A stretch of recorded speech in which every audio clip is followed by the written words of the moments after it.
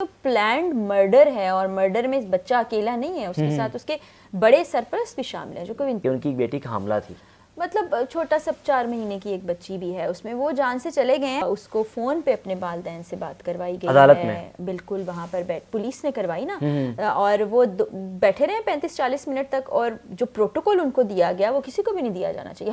آپ بھی جاتے ہیں کرائم کی بیٹ کرتے ہیں، بالکل، تو ان کو کھڑا کیا جاتا ہے، ہتھکڑیاں بالکل صحیح لگائی بات ہے، بالکل صحیح بات ہے۔ مطلب ایسا تو نہیں کہ وہ کوئی کارنامہ کر کے آئے، تو یہ بڑا افسوسناک پہلو ہے۔ میں نے کل اپنی ویڈیو کے ذریعے بھی کہا تھا کہ بھائی ہم کیا کر سکتے ہیں، ہم سوشل میڈیا پر آواز اٹھا سکتے ہیں، ہم کیا کر سکتے ہیں، ہم کیمپین کر سکتے ہیں۔ کیمپین کے لیے میں آپ تمام دیکھنے والوں سے ریکویسٹ کروں گی، #SupportVictimFamily شروع کر دیں، اس کے پر ٹویٹر پر، فیس بک پر، آپ یوٹیوب کے ذریعے سے آواز اٹھائیں، کیونکہ ہم یہ تو کر سکتے ہیں ایٹ لیسٹ۔ بسم اللہ الرحمن الرحیم، میں ہوں حارث بھٹی۔ DHA فیز 7 کا واقعہ آپ کے سامنے ہے۔ سوشل میڈیا پر جب ویڈیوز وائرل ہوئی تو لوگوں نے آغاز میں تو ہمدردی کا اظہار کیا بچے کے ساتھ، خاص طور پہ کہ بچے سے غلطی ہو گئی، لیکن اس کے بعد جو حقائق سامنے آئے ہیں بڑے خوفناک حقائق ہیں۔ وہ بیچارہ بے بس باپ عدالتوں کے دھکے کھا رہا ہے، اور عدالت میں کیا کچھ اس کے ساتھ ہوا سب کچھ آپ کو بتائیں گے۔ فرح کاسب میرے ساتھ موجود ہیں۔ السلام علیکم۔ وعلیکم السلام۔ فرح پی، واقعہ جب ہوا آغاز میں آپ نے کیا مائنڈ میں آیا کہ یہ کیسے ہو گیا، کیسے ممکن ہے یہ؟ آغاز میں ایک تو وہ بچے کی عمر جو بتائی جا رہی تھی، جس طرح سے وہ بتایا جا رہا تھا 8th اسٹینڈرڈ کا بچہ ہے، تو ایسا محسوس ہو رہا تھا کہ شاید اس سے بائی مسٹیک ایسا ہو گیا۔ حالانکہ یہ بڑا اہم سوال ہے کہ بچہ گاڑی کیسے چلا رہا تھا، اور ساتھ میں جیسے پہلے انیشلی آیا تھا کہ اس کے دوست وہاں پر موجود ہیں، اس لیے خاموشی سے پہلے دیکھا گیا کہ ہو کیا رہا ہے۔ کچھ اور حقائق جب سامنے آئے تو میں نے ویڈیو بنائی، اور پھر سب سے حیران کن بات حارث میرے لیے یہ تھی کہ اس بچے کو پراپر بٹھایا گیا، اس سے سوال جواب کیا مائک لگایا گیا پراپر، اور اس کی ویڈیو سوشل میڈیا پر ڈال دی گئی۔ ایسا کہیں نہیں ہوتا، اگر کم عمر بچہ ہوتا ہے تو اس کو اور طرح سے ٹریٹ کیا جاتا ہے، اگر اس نے جرم کیا بھی ہے تو۔ اس نے پھر سوالات اٹھائے، پھر جب محسن نقوی صاحب نے اپنا وہ بیان دیا اور جس طرح سے انہوں نے دہشت گردی کی دفعہ ڈالی، تو پتہ چلا کہ یہ تو پلانڈ مرڈر ہے، اور مرڈر میں بچہ اکیلا نہیں ہے، اس کے ساتھ اس کے بڑے سرپرست بھی شامل ہیں، جو کہ انتہائی بھیانک قسم کے ہمارے سامنے انکشافات آئے ہیں۔ عدالت میں کیا صورتحال ہوئی ہے؟ وہ بڑی عجیب سی صورتحال ہے جو عدالت سے پہلے میں تھوڑا سا بات کرنا چاہوں گی اپنی پولیس کے اوپر، چونکہ پولیس پر میں ہمیشہ اس لیے بات کرتی ہوں کہ بڑا ڈائریکٹ ہمارا تعلق پولیس سے اس طرح رہا کہ میں جو پروگرام کرتی تھی وہ کرائم شو تھا، تو ہمیں FIR کٹوانے کے لیے یا کسی چیز کی انفارمیشن کے لیے تھانوں میں جانا پڑتا تھا، تو وہ کہانی کو کچھ بھی کر دیتے ہیں، بدل دیتے ہیں۔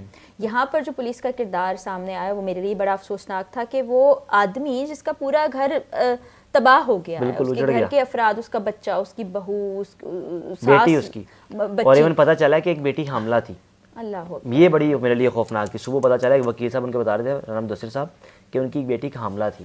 مطلب چھوٹا سا 4 مہینے کی ایک بچی بھی ہے اس میں، وہ جان سے چلے گئے ہیں، اور ان کے ساتھ پولیس جو کر رہی ہے ان کو وہاں بٹھایا گیا ہے، مجرم کو، میں تو مجرم ہی کہوں گی، اس کو فون پہ اپنے والدین سے بات کروائی گئی عدالت میں، بالکل وہاں پر پولیس نے کروائی نا، اور وہ بیٹھے رہے 35-40 منٹ تک، اور جو پروٹوکول ان کو دیا گیا وہ کسی کو بھی نہیں دیا جانا چاہیے۔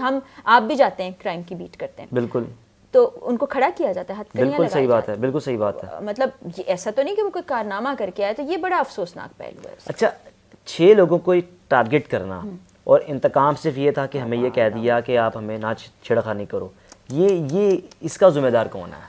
میں پہلے بھی بہت بار کہہ چکی ہوں، جس پر کچھ لوگ میں کامنٹس میں دیکھتی ہوں ایگری بھی کرتے ہیں، کچھ لوگوں کو اعتراض بھی ہوتا ہے کہ میں نے یہ بات کہہ دی، لیکن یہ بہت بڑی حقیقت ہے کہ ہماری سوسائٹی میں نا، اگر ہم اس سوسائٹی کو دیکھیں جس کو ہم ایلیٹ کلاس کہتے ہیں، یا اپر مڈل کلاس میں بھی اب یہ چیزیں آ گئی ہیں کہ بچوں کی گیدرنگ بہت زیادہ ہو گئی ہے، وہ ریسٹورینٹ چلے جاتے ہیں، ساتھ میں شاپنگ کے لیے چلے جاتے ہیں، کمبائن اسٹڈی کر رہے ہوتے ہیں۔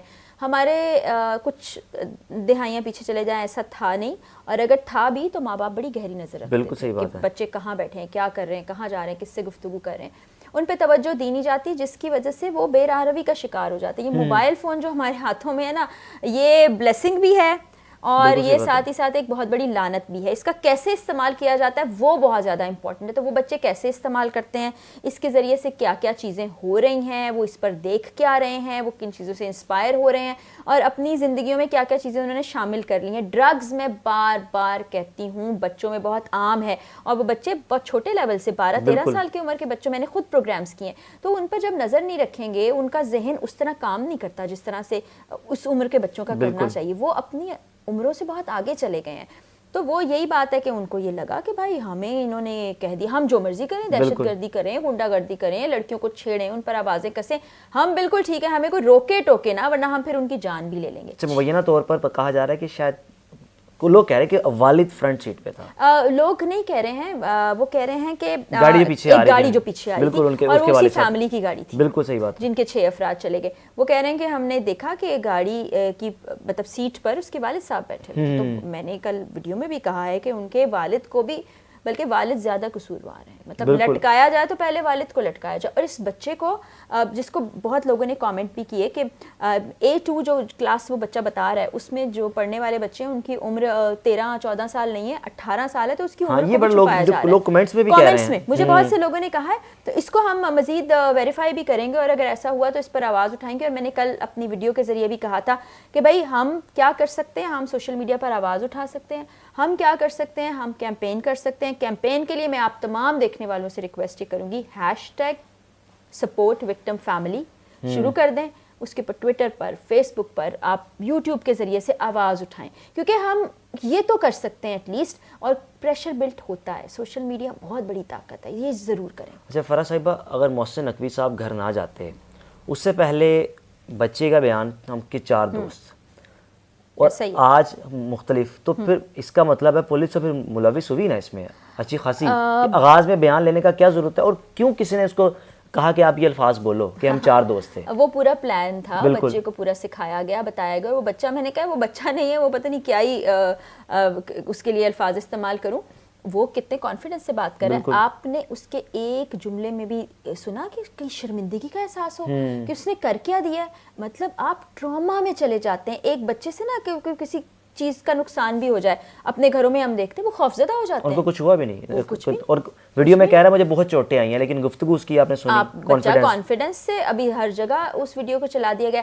اچھا, یہاں پر میں نا محسن نقوی صاحب کو کریڈٹ ضرور دینا چاہوں گی. میں نے ان کی آرگنائزیشن میں کام بھی کیا اور میں جانتی ہوں کہ وہ ایک بھلے آدمی ہیں. اس سلسلے میں ابھی تو پولیٹیکل باتیں اس پر ہم نہیں جاتے, لیکن انہوں نے ایک بہت اچھا اقدام کیا. بالکل صحیح بات ہے. وہ فیملی سے جا کر ملے, اور انہوں نے نہ صرف ملے بلکہ انہوں نے سختی سے یہ کہا کہ یہ معاملہ جو ہے, انہوں نے ہی کہا یہ قتل کا معاملہ ہے, اور اس میں دہشت گردی کی دفاع شامل کی. اچھا, پھر آئی جی صاحب کو نہ دینا بھی زیادتی ہوگی. آئی جی عثمان صاحب جو ہیں ان کا بھی بڑا اچھا رول اس میں رہا ہے, اور مجھے امید سی بندی ہے حارث اس بار کہ اگر وزیر اعلیٰ یہ چاہیں تو بہت کچھ کر سکتے ہیں, انصاف دلا سکتے ہیں. اور پنجاب پولیس کی ریپوٹیشن ہمیں پتہ ہے, وہ ایسے ہی جانے نہیں دے دیتے. بالکل صحیح بات, بڑی ظالم ہے پنجاب کی پولیس, کے ظلم کی داستانیں بھی ہم نے سنی ہیں.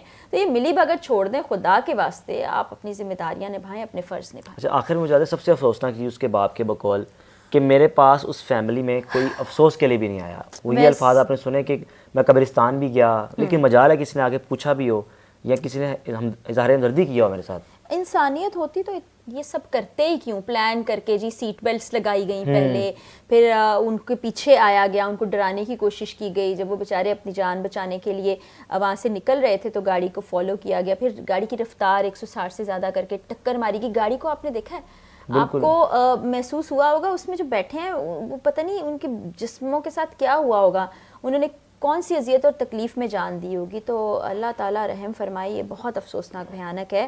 اتنے سال سٹوریز کور کر کے بھی ابھی تک دل ایسا دکھتا ہے ایسی چیزوں پر, اور پھر افسوس ہوتا ہے اپنے سسٹم پر. لیکن مجھے لگتا ہے کچھ ہوگا اس انشاءاللہ. بالکل امید ہے جی, اور امید ہے کہ انصاف ہوگا. اور اس بچے کو, بچہ ہے کہ پتہ نہیں کیا ہے, کچھ 18 سال کہہ رہے ہیں, کچھ 13 سال کہہ رہے ہیں. بہرحال یہ پولیس کی ذمہ داری بنتی ہے, ہمارے انصاف کے قانونی اداروں کی ذمہ داری بنتی ہے کہ ان کو انصاف دیا جائے.